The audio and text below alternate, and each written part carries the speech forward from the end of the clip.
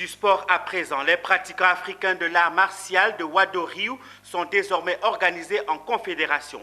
Ils ont porté leur organisation panafricaine sur les fonds baptismaux récemment dans la ville de Yamoussoukro. Le président de la confédération est connu. Il s'agit du président de la fédération Wadoryu Academy de Côte d'Ivoire. Compte rendu, Charles Kwaku, Walter Kofi. L'histoire retiendra que c'est à Yamoussoukro, capitale politique, que la Confédération africaine de Wadoryu Academy a été créée et tous les pays statutaires tels que le Cameroun, le Mali, la Côte d'Ivoire, le Madagascar, le Burundi, en présentiel comme en vidéoconférence, ont porté par acclamation leur choix sur un homme pour diriger la fêtière panafricaine. La personne de Maître Félix Elakwa, président de la Fédération Wadoryu Academy de Côte d'Ivoire. Je mesure donc le poids de cette responsabilité. Je pense qu'avec l'aide de Dieu, nous pourrons avancer.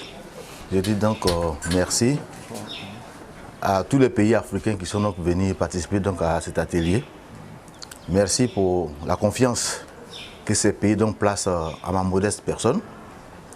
Merci aussi pour l'idée que tous ces pays africains partagent et que notre Wadoryu, que nous voulons redynamiser, connaisse un engouement meilleur pour les années à venir.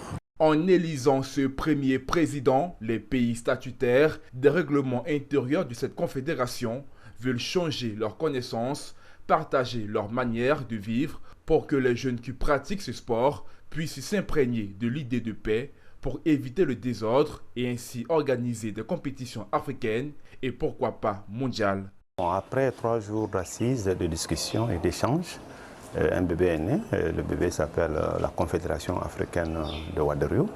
Donc vraiment un sentiment de joie.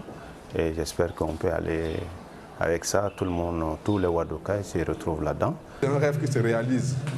Ce rêve de voir enfin le karaté Wadoryu africain uni autour de son nouveau président, Maître Félix Elakwa. Ce n'est qu'un sentiment de satisfaction.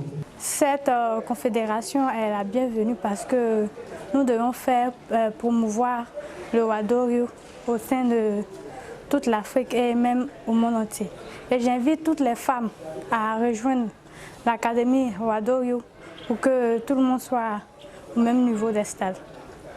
Une élection qui a vu la présence du représentant du ministère de la tutelle qui a apporté sa caution morale et physique tout en souhaitant que cette nouvelle confédération redynamise le sport Wadoryu en portant un plus à cette discipline.